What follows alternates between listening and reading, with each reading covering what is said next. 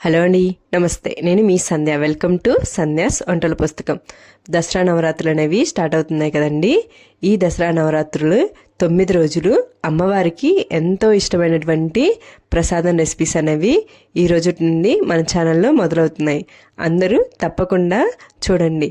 అలాగే మన వీడియోస్ని కనుక ఫస్ట్ టైం చూస్తున్నట్లయితే మన ఛానల్ని తప్పకుండా సబ్స్క్రైబ్ చేసుకోండి.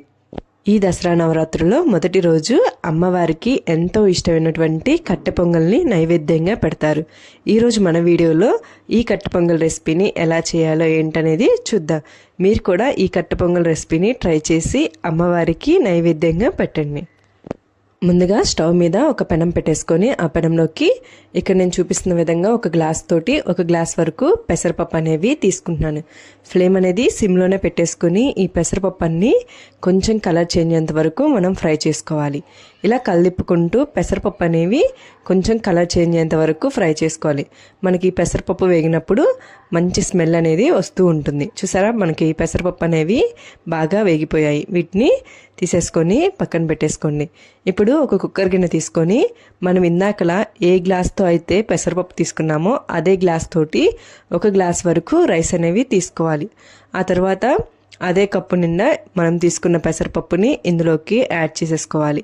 ఇలా పెసరపప్పుని తీసుకొని మనము ఒకసారి వాటర్ అనేవి పోసేసుకొని శుభ్రంగా కడుక్కోవాలి.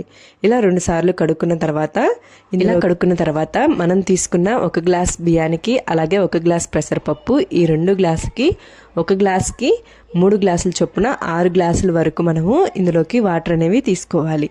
ఆ తర్వాత 1 స్పూన్ వరకు సాల్ట్ అనేది ఇందులోకి మనము యాడ్ చేసుకోవాలి. ఇలా సాల్ట్ని కూడా యాడ్ చేసుకొని ఒకసారి వీటన్నిటిని బాగా కలిపుకోవాలి.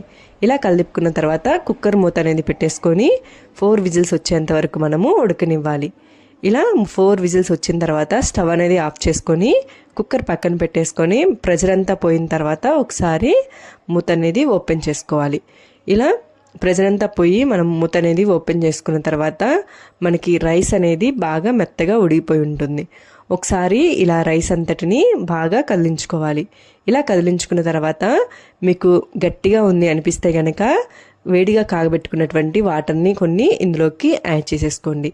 ఇలా వాటర్ అనేవి యాడ్ చేసుకొని ఒకసారి బాగా కలబెట్టుకొని పక్కన పెట్టేసుకోండి. ఇప్పుడు తాలింపు పెట్టుకోవడానికి పొయ్యి మీద ఒక కళాయి పెట్టుకొని అందులోకి 1 టేబుల్ స్పూన్ నూనె అలాగే 2 టేబుల్ స్పూన్ వరకు నెయ్యిని తీసుకోవాలి. అచ్చ నూనెతో అయినా కానీ నెయ్యితో కానీ అయినా తాలింపు పెట్టుకోవచ్చు. ఇలా తీసుకున్న తర్వాత ఆయిల్ అనేది బాగా హీట్ అయిన తర్వాత ఇందులోకి 1 టేబుల్ స్పూన్ జీలకర్రని యాడ్ చేసుకొని జీలకర్ర అనేది కొంచెం చిటపట్లాడిన తర్వాత ఇందులోకి 2 టేబుల్ స్పూన్ల జీడిపప్పు అలాగే 4 సన్నగా కట్ చేసుకున్నటువంటి పచ్చిమిర్చి చీలికల్ని వేసుకొని కొంచెం ఫ్రై అయిన తర్వాత ఇందులోకి 2 టేబుల్ స్పూన్ వరకు మిరియాలు అలాగే కరివేపాకును వేసుకొని వీటన్నిటిని కొంచెం బాగా కలర్ చేంజ్ అయ్యేంత వరకు ఫ్రై చేసుకోవాలి. ఇలా ఇవన్నీ బాగా ఫ్రై అయిన తర్వాత స్టవ్ అనేది ఆపేసుకొని ఇలా పెట్టుకున్న తాలింపుని మనము ఇందాకలా ఉడికించుకున్నటువంటి అన్నంలోకి యాడ్ చేసేసుకోండి. ఇలా యాడ్ చేసుకున్న తర్వాత ఒకసారి అంతటిని బాగా కలిసే విధంగా కలబెట్టుకోవాలి. ఇలా కలిపెట్టుకొని వేడివేడిగా మనకి కట్టె పొంగల్ అనేది రెడీ అయిపోయింది. ఇప్పుడు ఈ కట్టె పొంగల్ని అమ్మవారికి నైవేద్యంగా పెట్టుకోవచ్చు. ఇలా మీరు కూడా ఈ దసరా నవరాత్రుల్లో అమ్మవారికి ఇష్టమైనటువంటి కట్టె పొంగల్ రెసిపీని ట్రై చేసి ఎలా ఉందో నాకు కామెంట్ చేయండి. మీకు కనుక నచ్చినట్లయితే లైక్ చేయండి, షేర్ చేయండి. మరిన్ని వీడియోస్ కోసం మన ఛానల్ని తప్పకుండా సబ్స్క్రైబ్ చేసుకోండి. Thank you for